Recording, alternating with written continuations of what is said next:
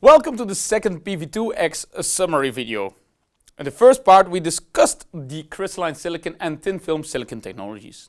Now we will continue with the chalcocenides. Another class of thin film solar cells are the chalcocenide solar cells. The chalcocenides are a very large group, but in PV2X we focus on the two most important technologies. First is cadmium telluride, which currently is the thin film technology with the lowest demonstrated cost per watt peak. This class of chalcocenides uses materials from the group 2 and group 6 and also elements like aluminium, zinc and oxygen for the TCO layer.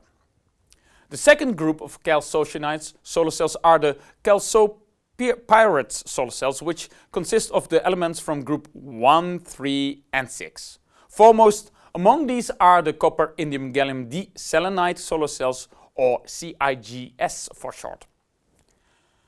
The problem for cadmium telluride is that only the supporting materials like sulfur, aluminium and zinc are abundant. Telluride is among the rare stable solid elements, and elementary cadmium is toxic. CIGS faces similar issues. Copper and gallium are major industrial metals, but indium, selenide and cadmium are much less abundant. In addition, the current thin film display industry depends on indium as well. Because of the scarcity and toxicity of the required elements, the upscaling of the chalcocenide PV technologies might be limited. We mentioned that cadmium telluride is a thin film technology. This is possible since it has a direct band gap, resulting in a high absorption coefficient. A layer of a few micrometers is enough to absorb all photons with an energy above its band gap. The atomic structure of this 2,6 chalcocenide semiconductor is a zinc blende crystal structure. Each atom of the cadmium has tetrahedral bonds with 4 neighboring tellurium atoms. The most common chalcopyrite combination is a mixture of copper indium diselenide, or CIS, and copper gallium diselenide, or CGS. Also, sulfur can be included in the structure, partially replacing the selenide fraction in the material. By changing the ratio between indium and gallium and the ratio between sulfur and selenide, the electronic bandgap of the material can be varied significantly between 1 and 1.7 electron volt. CIGS has a very high absorption coefficient and the diffusion length of electrons can be up to a few microns. This figure shows the cross-section of a traditional substrate CIGS solar cell. The absorber material is deposited on a soda lime glass substrate with a molybdenum metal back contact. Molybdenum is used since it promotes crystal growth of CIGS layers. It can withstand the expansion and contraction forces by the variation in the processing temperature, and thirdly, it is porous for sodium ions. Slight contamination by sodium ions results in better passivation of grain boundaries in the material.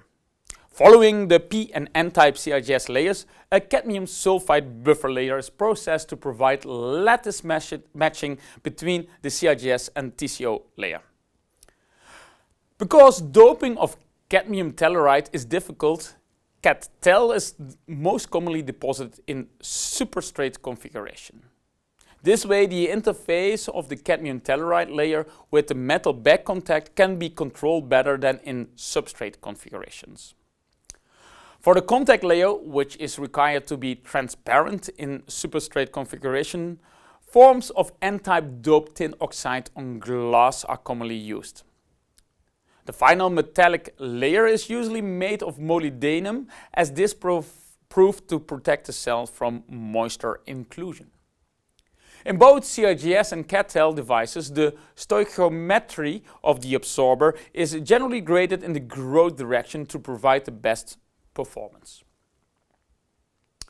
Next, we discuss the 3-5 technologies. The 3-5 alloys are based on group 3 elements with 3 valence electrons like aluminium, gallium or indium, and the group 5 elements with 5 valence electrons like phosphorus and arsenic.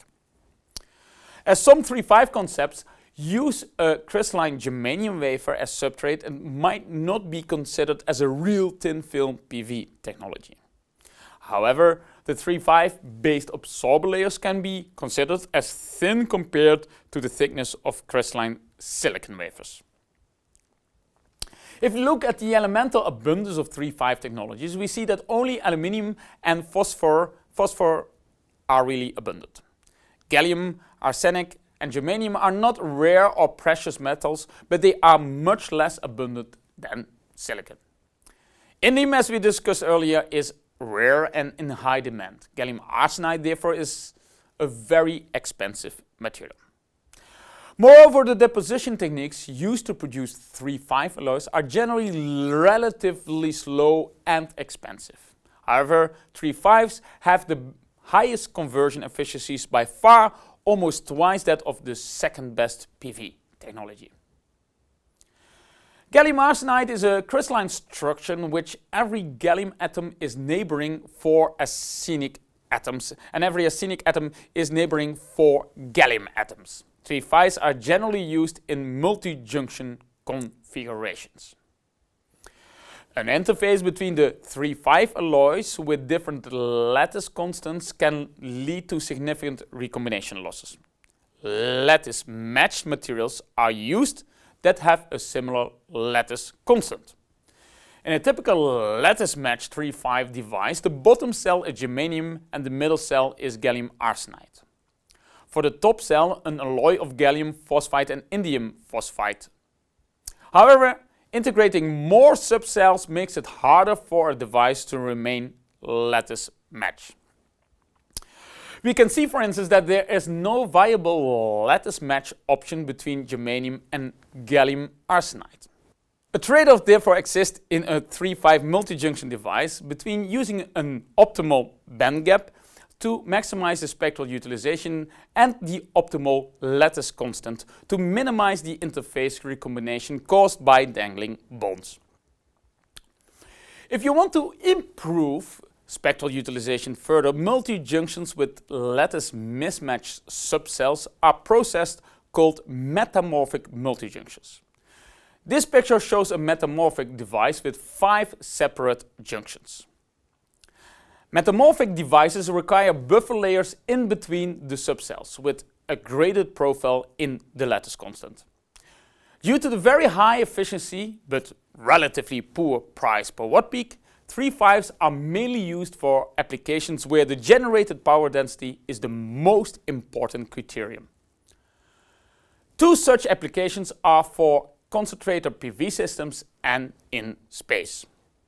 In concentrator systems, the light from a relatively large area is focused on a small solar cell. A CPV system requires a tracking system to follow the sun's path through the sky during the day. Such a tracking system can be a line focus system with a single axis or a point focus system with 2 tracking axes. In week 6 of PV2X, we have also discussed the effect of light concentration and temperature on the performance of solar cells. 3,5 multi-junctions used in space require some special design considerations. For optimal operation, all subcells in a monolithically integrated 3,5 device should be current matched. Therefore, the optimal design depends on the available spectrum, which can change depending on whether the device will orbit Earth or will be used for planetary space exploration. Finally, we will consider organic PV technologies. For organic PV, the used absorber materials are either conductive organic polymers or carbon-based organic molecules. In the organic PV section, we also discussed hybrid organic-inorganic PV technologies such as dye-sensitized solar cells and perovskites. A wide variety of materials are used for organic PV from different groups. Generally speaking, even though organic solar cells themselves use cheap, abundant materials like carbon, they require expensive encapsulation materials and contacts to protect the organic materials from humidity, moisture and air.